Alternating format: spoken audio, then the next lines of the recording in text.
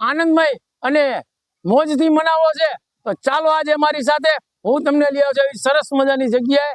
તો જોવો તમે વિડીયોની અંદર જોઈ શકો છો મિત્રો, ઊંચું ઓહો મોરબીમાંથી મયુર બાપા આજે એવી સરસ મજાની જગ્યા એટલે કે બજરંગ ઢોલ ત્રાસા ગૌશાળા મિત્ર મંડળ દ્વારા જે ઢોલ ત્રાસા વગાડે છે એમની તમામ જે કઈ સેવા કાર્ય છે એ લોકો કરી રહ્યા છે। અને મારા વાલીડાઓ, મારા બાપલિયાઓ, લગ્નની સિઝન આવી ગઈ છે। તમારા ઘરે જો કોઈ પણ નાનો મોટો પ્રસંગ હોય અને ઢોલ ત્રાસા વગાડવા હોય ને તો ઊંચી માંડલ વાળા ગૌશાળા વાળા ભાઈ એટલે કે બજરંગ ગૌશાળા મિત્ર મંડળ વાળાની મુલાકાતે આજે આવ્યો છો। તો ચાલો વધુ વિગત અને ખાસ વાતચીત આપણે ત્યાં જઈને કરીશું।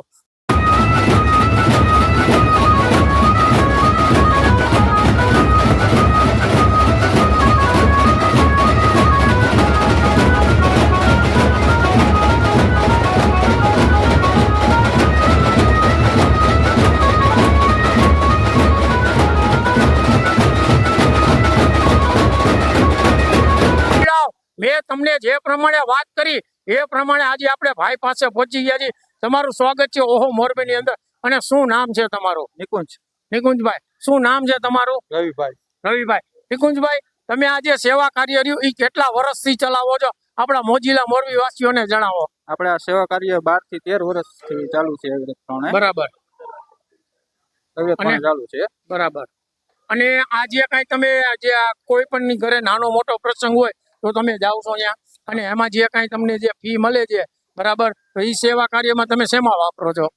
આ લગ્ન પ્રસંગમાં જે કઈ ઘોર આવે આવે એ આપણે 12 થી 13 ગૌશાળા છે આપણે બરોબર આપણે જરૂરિયાત પ્રમાણે ખોર છે, નીણ છે, ઘાસચારો છે લીલો એ આપણે ત્યાં પહોંચાડી છીએ આપણે બરાબર।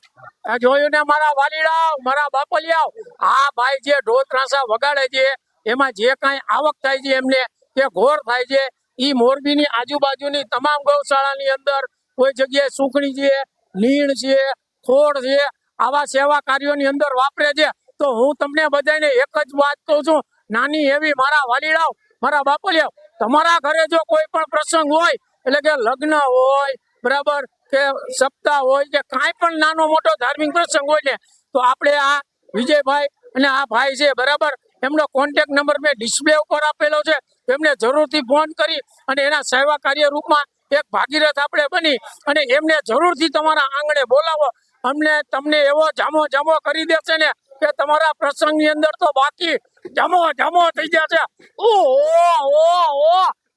શું વાત છે બાકી।